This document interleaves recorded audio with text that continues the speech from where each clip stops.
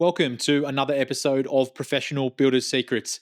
In this episode, I interview Jacob Oelofse, one of the executive business coaches here at APB. We dive into the unique world of husband and wife building companies. Jacob shares what makes these partnerships so powerful and unique and the common challenges couples face when running a business together. We explore the right balance between their personal and their professional lives and how you can put strategic systems in place to make your company successful when you're a husband and wife team. I hope you enjoy the episode. This episode of Professional Builders Secrets is brought to you by Apparatus Contractor Services. Apparatus provides full scope, end-to-end QuickBooks precision construction accounting and CFO services for residential builders. If you feel like you can't completely trust your weekly and monthly financial reports, or you feel like you're flying blind, Apparatus will rebuild and operate your QuickBooks accounting system and give you precision construction accounting capability you can trust. Learn more at apparatusteam.com or on the APB Rewards Partner Directory. Specifically for builders, they don't see themselves as a professional, I'm just a builder, but they actually are. It stands out that this working with husband and wives is really a little bit of a superpower. They're building a life and they're building a business. So that's almost like that tension that happens between them in a positive way. I mean, marriages are complicated enough as they are, and so are businesses. So putting those two together. And the challenge is that they don't know when they're crossing the line because they don't set the line. No shop talk on a Friday at all. But Monday to Thursday, whatever goes can go. What's the rules that will work for you? And you have to be flexible. Be on the same page with a strategic direction and then go tactical. The fact that you're two people pushing the business forward towards that strategic goal means your personal things will actually come faster. It can work if you follow a certain set of rules.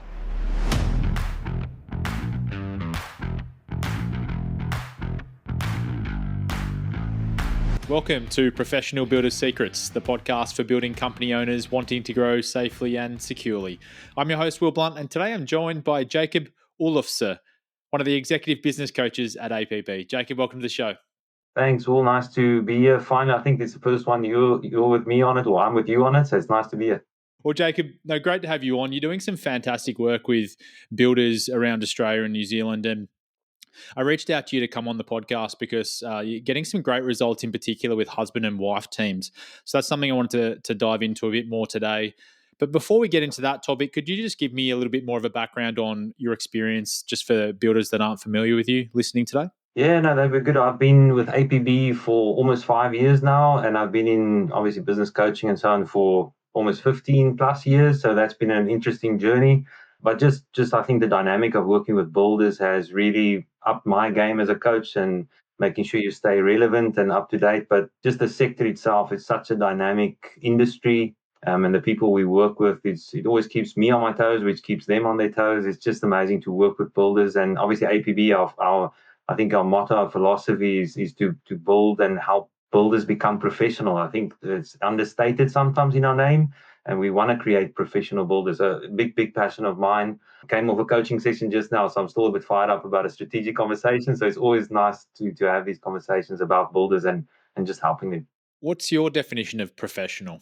Oh, that's a good one. I love that question about professional. I just think it's obviously a big thing of how you present yourself. So, but it's also the other side of the flip side of how you see yourself. And I think that's sometimes where the lack of confidence comes in. Specifically for builders, they don't see themselves as a professional. I'm just a builder, but they actually are. I mean, if you really look at what we do with our clients, specifically in the coaching world, even in the membership level, you're raising the bar. So to be professional, you need to know your stuff, if I can say that word, like numbers, marketing, sales, but also you need to see yourself as that professional. So professional for me is somebody that not only acts it, but they believe it. So I think that's the combination there of professional.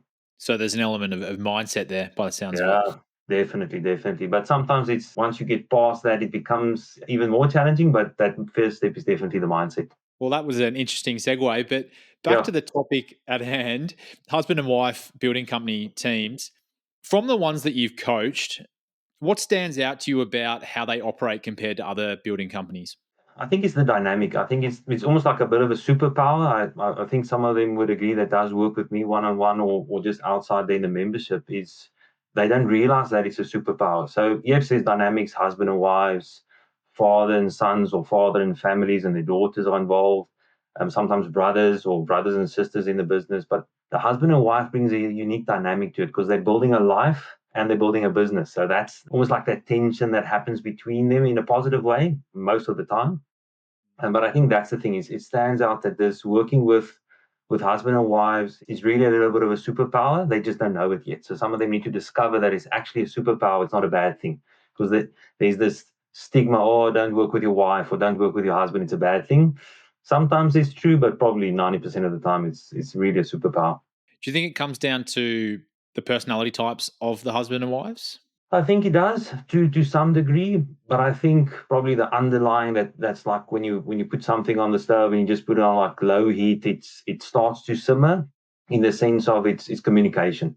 It's usually like, so what are we actually doing here? When are we husband and wife, and when are we business partners, or when are we co-workers? Sometimes that's the case where the husband or the wife is the actual director, and the husband or wife just works with them as an employee, if you want to say. But that's usually the thing there is it's like so the communication part usually that's where most of my work goes in. The rest of the stuff is business as usual, but it's that component of the communication. Yeah, it's a tricky dynamic, I imagine. I mean, marriages are complicated enough as they are, and so are businesses. So, putting those two together, what do you see some of the recurring challenges that husband and wife teams face? I think the one that carries probably the most weight is, so how do we balance this professional life of being a professional builder, being a professional team that's a husband and wife duo that the public sees, versus, so when are we just husband and wife? And the challenge is that they don't know when they're crossing the line because they don't set the line. They don't actually put that dotted line down to say, okay, this is husband and wife time, this is professional time. And it sounds so simple, but you need to clarify that role. So first of all, I've got a role as your wife or your husband, and then you clarify the role. Okay, I'm the construction manager and I'm the finance manager, or whatever your role in the business is as directors, and obviously the many hats that they wear. But I see the biggest challenge there is just defining. So when are we crossing the line, and what is that line actually? So, and I do think the underlying thing is that goes back a little bit to communication, but it's also, yeah, I've heard this a lot. Yeah, we're not allowed to talk shop at the dinner table. Okay, but have you put the line there? So when are you talking about business so that you don't talk so much shop at the dinner table with the kids around? And I've got families that actually love doing that. They want to teach their children and their family to talk shop, but you need to draw the line. I think that's the biggest one is they don't draw that line. The challenge is they don't know. There's a bit of a gray area. So when are we husband and wife, and when are we actually professional partners? So, you're actually putting in a set of rules or guidelines around when you should be talking about work and not? Yeah, exactly, exactly. So it's almost like, when do you switch off? Maybe like selectively on a Friday night's movie night in my house with my two daughters and my wife. So there's no business. It's movie, it's popcorn, it's chocolate, whatever we want to do for that night, and homemade pizzas. No shop talk on a Friday at all. But Monday to Thursday, whatever goes can go. And on a holiday, no shop talk. So it's the same analogy with husband and wife businesses. Set your rules, and that will be different. I mean, I've got a good couple of husband and wife teams I work with, and their rules are different and their roles are different. The relationship is maybe longer or stronger than the younger married ones, or it's dynamic. They've got different skill sets, but it goes down to the rule sets. What's the rules that will work for you? And you have to be flexible. If you're too rigid, then it's almost like, but that was the rule 2 years ago, but that rule might not work because you had a toddler, now you've got a teenager. So you have to be dynamic in your rules as well with you. It's interesting you mentioned skill sets. I'm intrigued to see how the dynamic works from a work point of view as well. It's not just about, I guess, communication in the home. And I imagine there would be at times overlap between the roles as well, which might create friction. Yeah, definitely. I mean, that's a big one. We go specifically the HR discipline, and we define the organizational chart in your strategic planning meetings and sessions. There has to be clear roles in the business, and then you trust that business partner. Then she's not your wife, or he's not your husband. He's the marketing person, she's the finance person, she's the estimator, he's the marketing guy, because that roles are very dynamic and very different. There's the fundamental, yes, the husband's on the building site and the wife's in the office. That always comes to the fore. But I think, again, going back to our starting segue conversation, to be a professional builder, you have to accept that, well, actually, my wife is actually better at the scheduling than I am, although I'm the builder, or vice versa. it's definitely, as much as you want to define the rules for husband and wife, it's even more important to define your actual role in the business, because you've got different levels. You're the director, owner, and you've got your actual operational roles. And then it goes back to that skill point. What are you actually good at, and does that benefit the business?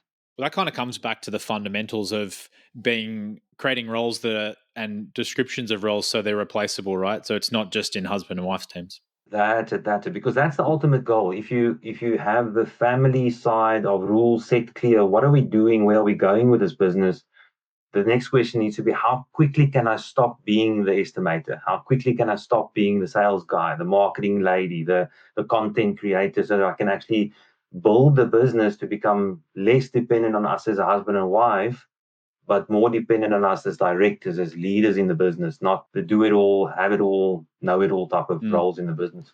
So you've spoken about communication guidelines and having clear role descriptions between the husband and wife, or just in the organization in general. Is there anything else you see are the foundations for success for this kind of team? I think for me, the key part there obviously goes a little bit almost like, first of all, be honest with yourself. It's actually quite simple. There's a strategic conversation first.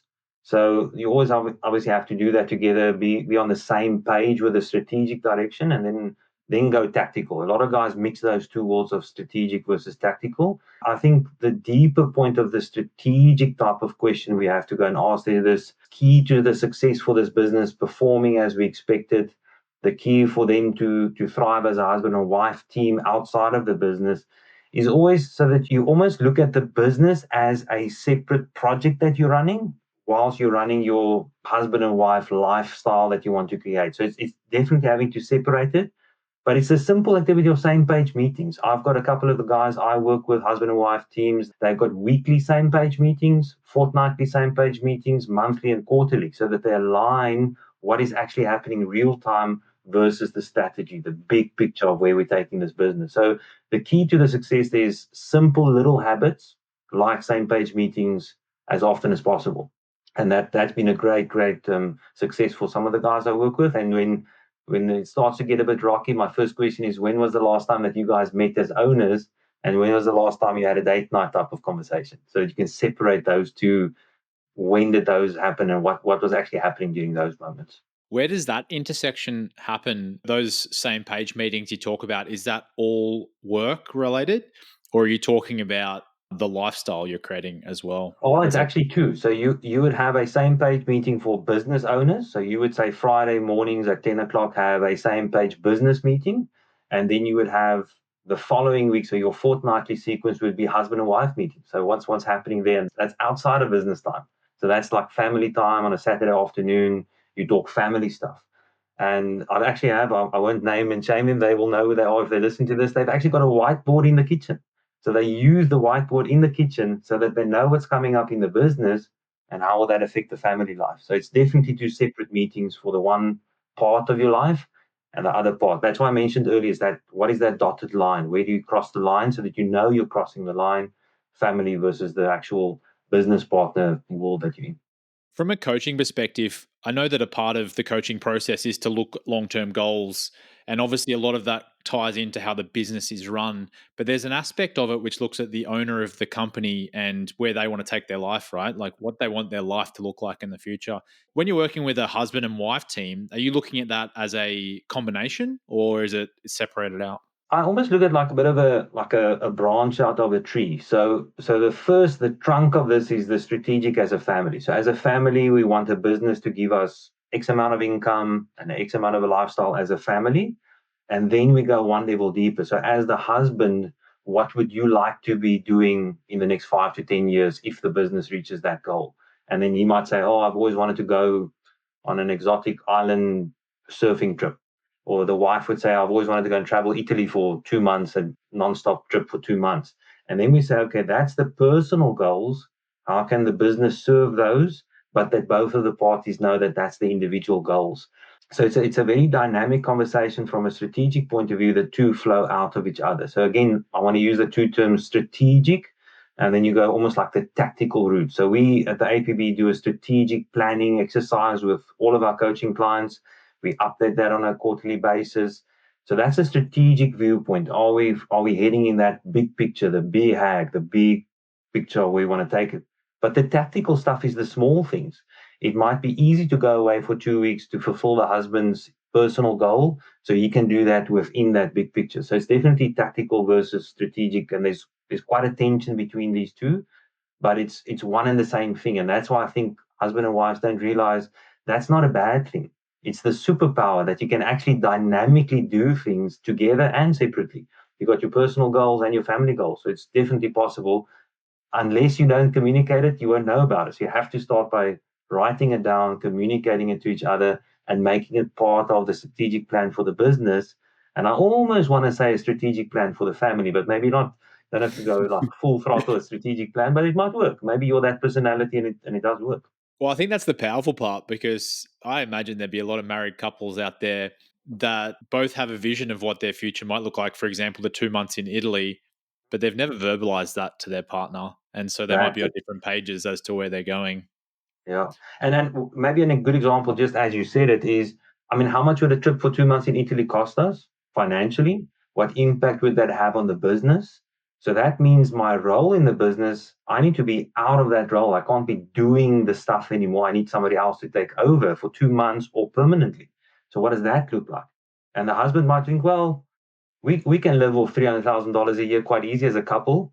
Well, not if you want to go to Italy for 2 months. You need to earn $500,000 to make that happen. So until the wife says it and verbalizes it, or the husband for that matter, now the strategic goal will have to change because the business needs to be more equipped, better team, better systems to make the 2 month trip happen in the first place. It's so connected, but it's again, I'm going to re-emphasize this probably now for the third time. It's a superpower. It's not a negative thing. The fact that you're two people pushing the business forward towards that strategic goal means your personal things will actually come faster. Bit of a sidetrack. Two Yep. months holiday. I know you're an adventurer. Where would you go? We were either, oh, me and my wife, we this is on our to-do list. So we probably want to do a little bit closer to home. I want to go to Japan maybe for a bit for an extended type of a trip if I can. But our big thing is we would love to go to Italy and Spain and Portugal. So we want to like spend probably like 6 weeks in each one of those countries. That would be like the ultimate thing for us to go and do, just because we've done the research on it. What's the main thing that you would do over there from an adventure point of view? Oh, we are a food family. I think you heard it on pizza nights, Friday nights. We're a food family. So that would be out of the big ones. We would definitely go back to the smaller villages around it and just explore the local cuisine. We're quite adventurous with what we eat. Not too adventurous, but we'll try something for the first time. So definitely going to be the food and just the culture. You wanna immerse yourself in the local people. We love meeting and talking to new people. We've been on a bit of a trip around Australia as well. So we love meeting new people and trying new food and things like that. So that's the dynamic is and not take a lot of photos. Just enjoy yourself, immerse yourself in enjoying whatever you're doing at the moment. All right, back to the topic. Yeah, yeah, What I find fascinating, just listening to the way you're explaining the goals of the husband and wives and how you get there, it made me think about every business owner or building company owner has a vision of their future, or they have some way they would like to live their life. But the fundamentals of how they get there, they don't actually change that much if you look at it from the lens you're talking about, like using the business to empower your personal goals. There's a lot of those foundations which apply regardless. yeah. 100%. And I think the key little secret sauce to a husband and wife successfully growing the business strategically is obviously we spoke about communication, but it's writing it down and then reflecting on what you've written down. And I love doing this in a strategic conversation with husband and wives. They say, 6 months ago, the two of you said you wanted to achieve this. How are we tracking against it? And if you didn't write that down, you wouldn't be able to maybe have a little bit of a debate about it of who did not do what, but also is celebrate the win. I mean, that's so important. Is I've had a husband and wife team where they are aggressively working on systemizing the business, and they forgot how much work they've done in 3 to 6 months. And because we wrote it down where they were percentile 30% there, now they're 70% there, and we actually looked at their systems, they're like, wow, this is a massive amount of work. And the husband turned to the wife and said, that's not me, that's all her. And you could see she was almost emotional about it, that he acknowledged it's all her work. And it's those moments that are actually that makes that relationship even stronger because now they realize how good they are together It's not an independent race. It's a combined effort to get to where they want the business to go, because then they can have whatever they want. I mean, it's endless the possibilities if you look at it that Yeah. way. That cadence of reflection is really powerful. I had a similar experience with my team just this week, actually, where I could sense there was an element of critique coming into some of the things we were talking about. And so I took a moment to take us back 12 months to some of the things we were doing then and compare them to what was getting critiqued now. And the transformation was phenomenal. And everyone kind of just it impacted them immediately. They're like, oh, actually, yeah, maybe I was being too negative. You know what I mean? Yeah, Like, yeah. and that's the same with goal setting. If you have it written down, to your point, sometimes you feel like you're not making any progress, and then you read that back and you go, "Hold on, I've already made a huge amount of steps in the right direction." Yeah. And it's almost contagious. I mean, if you do like a 3 month check-in review of your strategic plan, and that's the cadence we obviously at APB recommend, is you do your strat plan for the next year, next 3 years, and then you do your check-ins monthly. But there's this quarterly check-in. And once you start to celebrate those little wins as you achieve them, you tend to become actually more successful. You actually tend to become more profitable. As business owners, you get more equipped, more confident, which then is almost contagious. It's this not a vicious cycle, it's this positive cycle. It's almost like you can't believe we're doing all of these things because you're tracking it. You can actually go back 6 months, 9 months, 12 months to see. I'm in a position where we can go back 2 years if we want to. Where was the business 2 years ago to versus where it's now? That's just next level thinking, because then it's okay, so what can we do in the next 2 years? And that makes them excited. Say, okay, well, Italy 2 months trip, that's booked and done and dusted. What's the next thing to do? So that again, it just makes this goal setting bigger, the goal setting more exciting, but also realistic. You're not just chasing some dream that's never going to happen. It's actually in motion. We see it happen. Yeah, because otherwise it's too easy to get lost in the day to day. Yep. But maybe just segue there. Maybe just go there. Don't. It sounds all nice and flashy what I'm explaining now because it's in the past, or it's like I'm looking in the hindsight. There's a lot of work involved to get to those checkpoints. So don't underestimate this. It's not all la di da to get there. There's a lot of work to get there. But the moment you realize you get there, you actually can see what is possible. And I think that's what this strategic conversation and this husband and wife dynamic actually does. You push each other forward, but sometimes you have to drag the other one as well a little bit because they're scared or they're not confident. And once you start seeing this come together, it just snowballs in such a beautiful, positive way. How does the coaching dynamic work with a husband and wife team, or when you're working with any partnership when you've got a coach there? Because when there's just one owner, it's pretty simple, right? You've just got a one-on-one relationship there, but there's a lot more in play. Yeah, obviously it's three parties in that conversation, so it becomes quite a bit of a interesting conversation sometimes, especially when there's some finger pointing of he didn't do that, she should have done this. Then you a bit of a mitigating factor, me as the coach. But I always elevate this. I always tell them, okay, we are both into this together as or all three of us together, and the both of you are in this together. So we always I try and set a rule: you are present in all meetings, even though this meeting might not be specifically for your part of the business, because you need to understand what they do. That's why they're feeling a bit stressed, because they're actually implementing something massive in your business. So strategic planning, all parties involved, husband and wife needs to be there. The tactical, they're present, but they're more observing, giving opinions. And that's where it becomes dynamic, because the wife would make an opinion on the construction schedule and she's not really equipped to it, but she makes such an observation that it changes the whole direction that he had with his plans, or vice versa. Something in the marketing world or the sales world that the wife is doing, the husband would make a comment and say, but why don't you just do it this way? And it's like a light bulb moment. So, and once you have one or two of those light bulb moments, the dynamic and the tension that's there to try and navigate a marriage and a business actually goes away, because most of the time, if they're both on the call, they actually know what's happening in the big picture as well. So that it's still forming part of the strategic conversation. But I'm going to be honest, it is a challenge talking to a husband and a wife. And sometimes I would have to phone the husband afterwards or the wife afterwards and say, hey, I saw you held back there. Why did you not say something? Then they'll spill the beans. And then I would start the next meeting with saying, guys, spill the beans. We're in this together. Just spill the beans. Let's talk about it and solve the problem, or come get over this bridge or solve the issue, whatever it is. Yeah, that's a tricky one. I was going to ask, is there any times where you go one-on-one, and you answered that anyway, but then that in itself could create additional tension if you don't address it in the right way?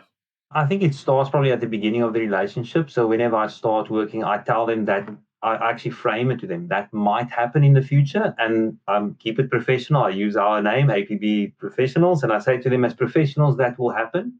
However, the underlying fact is I will never keep anything a secret.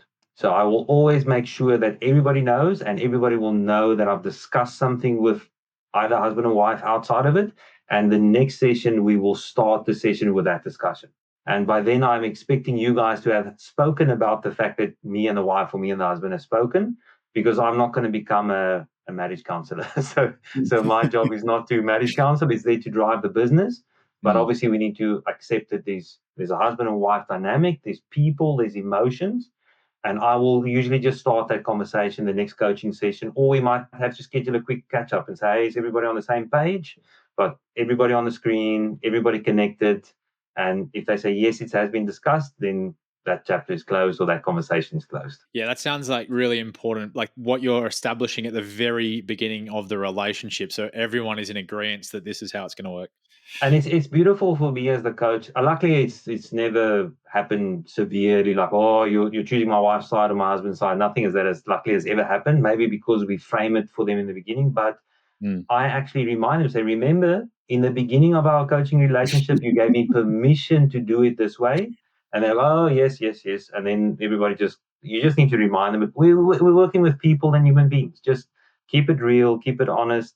And I mean, you're in a marriage. There's a reason you're in a marriage, because you love each other, you trust each other, but you also want the best for each other, which means you want the best for the business. It's that That's a simple. great point. If you get permission documented on anything, then you're allowed to refer back to it. Yes, yeah, 100%. And I actually, That works in a marriage as well.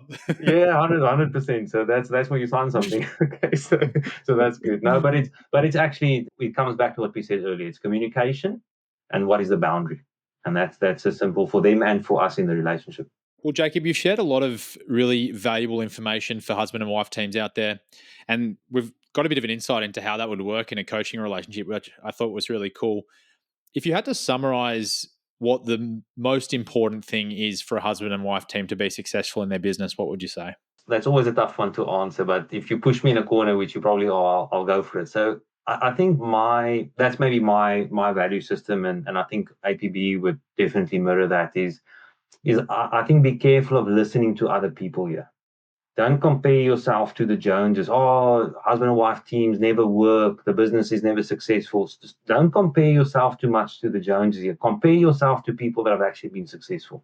So put this practice what you preach type of technology or theology, or whatever you want to call it, into motion here, and say, we are different because we want to be professionals, because we're following a system. And if you're part of the APB, you're following a guided process. I mean, think of the APB levels, think of our protocols. You are using certain tools and skills at your disposal. So don't try and listen to everybody else. What is it that you want to go and do? Again, go back to our strategic plan. It's a customized strategic plan. It's not a blanket approach. We copy and paste it. Yes, the template is a template, but the strategic plan, when it's final, is your plan.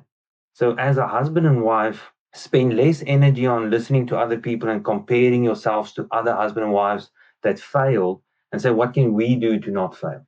And I think here's where the difference is. If you stop spending energy on listening to other people, you spend more energy on creating your set of rules, creating your dotted line, creating your, let's call it the BHAG, the big, hairy, audacious goal. Where do you want to take the business? Whilst at the same time, where are we taking our relationship and our marriage and our family? And I think that's where it becomes something that's very dynamic. And if you put in that effort, if you put in that focus on where you want to take things, then the results almost feel like it's automatic. So that has been what's really been working for the guys that I've been working with. I wouldn't say completely ignored, but they didn't listen to the wrong people, because they were, oh, it will never work. Bring your husband in the business or bring your wife in the business.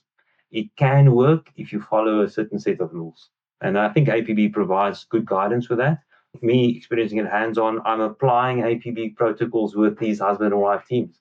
Some a bit different, some a bit dynamic, some a bit more challenging, but all of them, when I talk to them, they're driven, they focus, they know exactly where this business is going, and the relationship is actually getting better because of it, not worse. I love that. Well, Jacob, thank you so much for sharing all of those tips and that expertise. I've learned a lot today, and I'm sure there's husband and wife teams that'll get a lot of motivation and inspiration from it.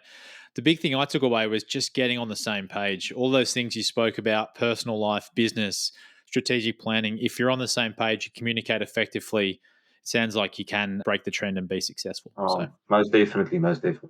awesome. Well, also a big thank you to our listeners wherever you are in the world. If you like the show today, please subscribe to Professional Builder Secrets on your platform of choice. And if you're feeling generous, leave us a review. But until next time, have a great day.